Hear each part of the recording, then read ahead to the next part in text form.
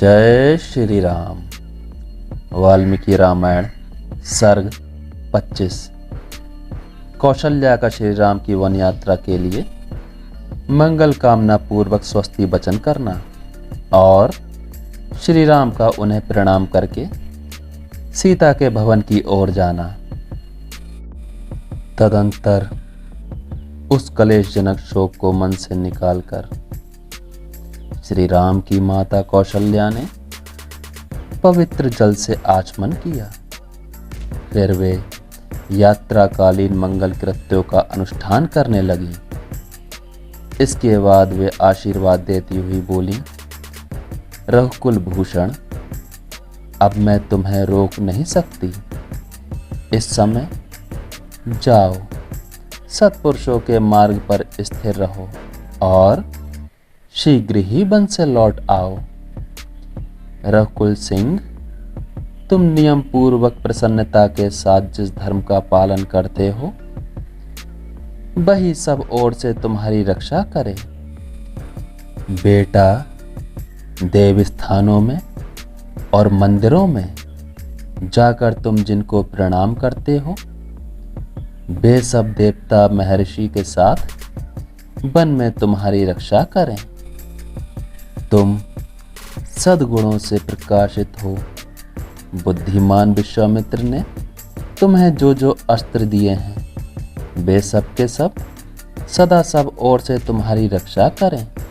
महाबाहु पुत्र, तुम पिता की शुश्रूषा, माता की सेवा तथा सत्य के पालन में सुरक्षित होकर चिरंजीवी बने रहो।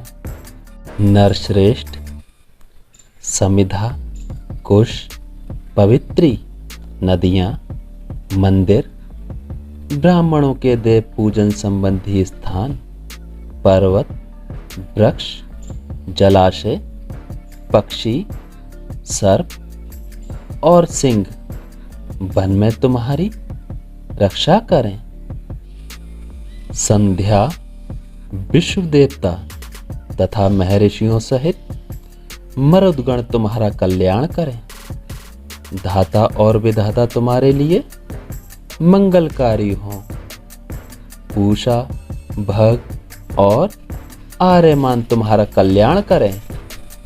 वे इंद्र आदि समस्त लोकपाल, छहों ऋतुएं, सभी मास, संवत्सर, रात्रि, दिन और मुहूर्त सदा तुम्हारा कल्याण करें। बेटा, श्रुति, स्मृति और धर्म सब ओर से तुम्हारी रक्षा करें। भगवान स्कंद, सोम, बृहस्पति, सप्तऋषिगण और नारद ये सभी सब ओर से तुम्हारी रक्षा करें। बेटा, वे प्रसिद्ध सिद्धगण, दिशाएं और दिक्पाल मेरी की हुई स्तुति से संतुष्ट हो उस वन में सदा सब ओर से तुम्हारी रक्षा करें। समस्त पर्वत, समुद्र, राजा वरुण, द्युलोक, अंतरिक्ष, पृथ्वी, वायु, चराचर प्राणी, समस्त नक्षत्र, देवताओं सहित ग्रह, दिन और रात तथा दोनों संध्याएं ये सब के सब वन में जाने पर सदा तुम्हारी रक्षा करें। 6 ऋतुएं, अन्यान मास, संवत्सर, कला और काष्ठा ये सब तुम्हें कल्याण प्रदान करें। मुनि का वेश धारण करके उस विशाल वन में विचरते हुए तुझ बुद्धिमान पुत्र के लिए समस्त देवता और दैत्य सदा सुखदायक हों। बेटा, तुम्हें भयंकर राक्षसों, क्रूर कर्मों, पिशाचों तथा समस्त मांसभक्षी जंतुओं से भी भय ना हो। वन में जो मेढक या बानर, बिच्छू, डांस, मच्छर, पर्वतीय सर्प और कीड़े होते हैं वे उस गहन वन में तुम्हारे लिए हिंसक ना हो। पुत्र, बड़े बड़े हाथी, सिंह, व्याघ्र, रीछ, दाढ़ वाले अन्य जीव तथा विशाल सींग वाले भयंकर भैंसे वन में तुमसे द्रोह ना करें।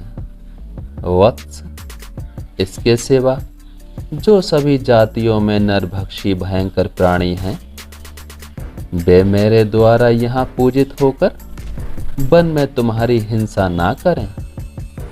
बेटा, सभी मार्ग तुम्हारे लिए मंगलकारी हों, तुम्हारे पराक्रम सफल हों तथा तुम्हें सब संपत्तियां प्राप्त होती रहें। तुम सकुशल यात्रा करो। तुम्हें आकाशचारी प्राणियों से, भूतल के जीव जंतुओं से, समस्त देवताओं से तथा जो तुम्हारे शत्रु हैं उनसे भी सदा कल्याण प्राप्त होता रहे। राम, शुक्र, सोम, सूर्य, कुबेर तथा यम ये मुझसे पूजित हो दंड कारण में निवास करते समय सदा तुम्हारी रक्षा करें। रघुनंदन, स्नान और आचमन के समय अग्नि, वायु, धूम तथा ऋषियों के मुख से निकले हुए मंत्र तुम्हारी रक्षा करें। समस्त लोकों के स्वामी ब्रह्मा, जगत के कारण भूत पर ब्रह्म, ऋषिगण तथा उसके अतिरिक्त जो देवता हैं, वे सब के सब वनवास के समय तुम्हारी रक्षा करें।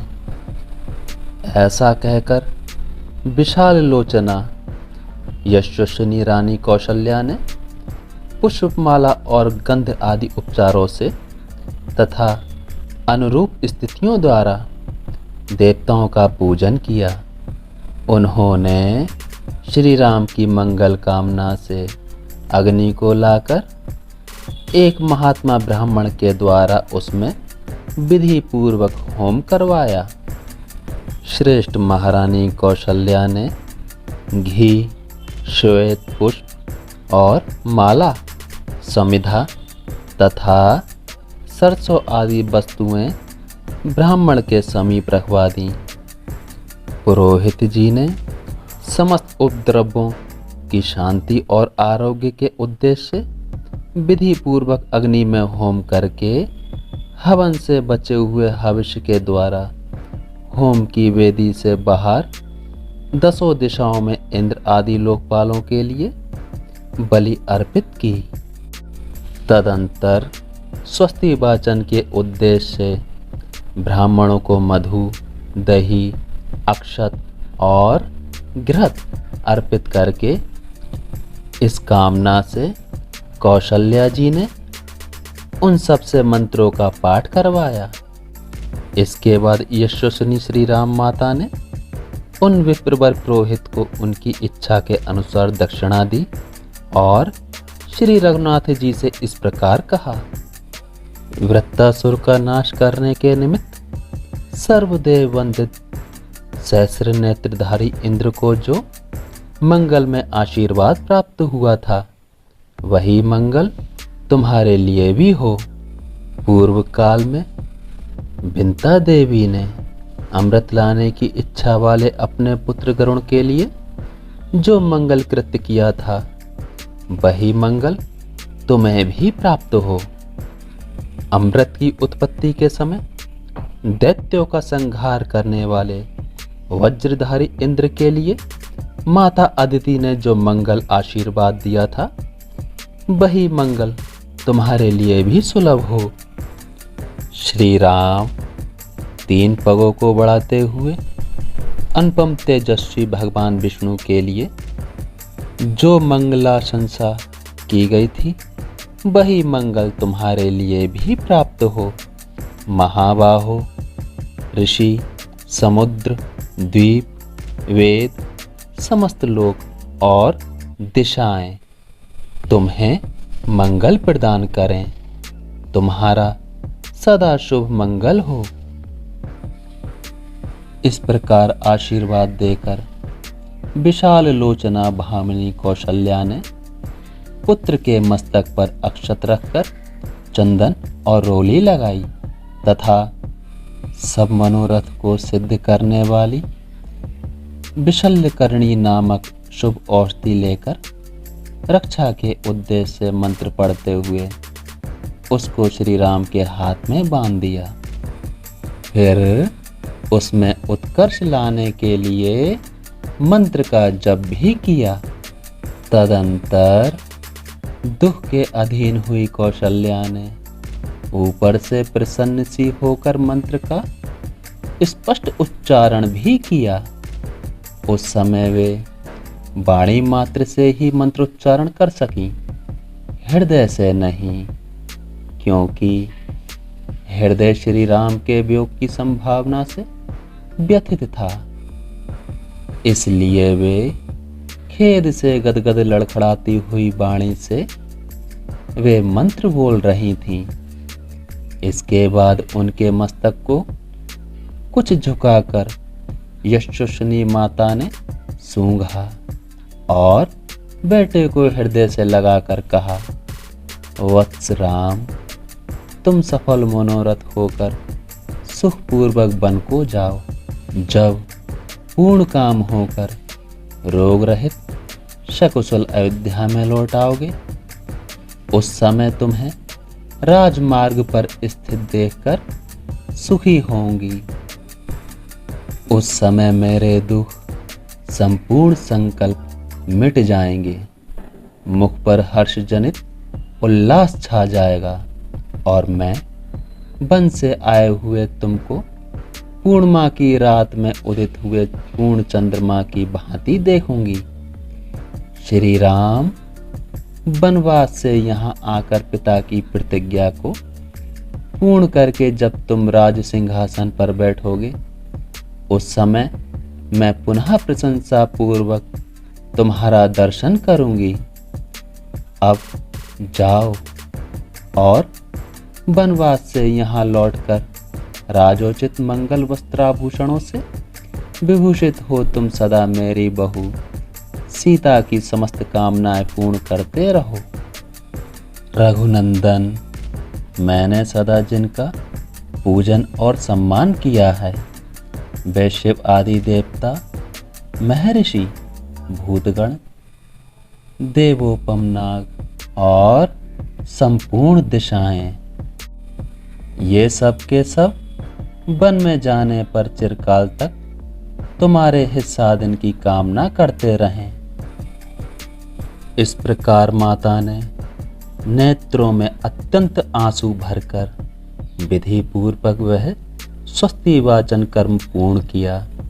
फिर श्री राम की परिक्रमा की और बारंबार उनकी ओर देखकर उन्हें छाती से लगाया। देवी कौशल्या ने जब श्री राम की प्रदक्षिणा कर ली, तब महायशस्वी रघुनंदन जी ने बारंबार माता के चरणों को दबाकर प्रणाम करके माता की मंगल कामना जनित उत्कृष्ट शोभा से संपन्न हो सीता जी के महल की ओर चल दिए। जय श्री राम।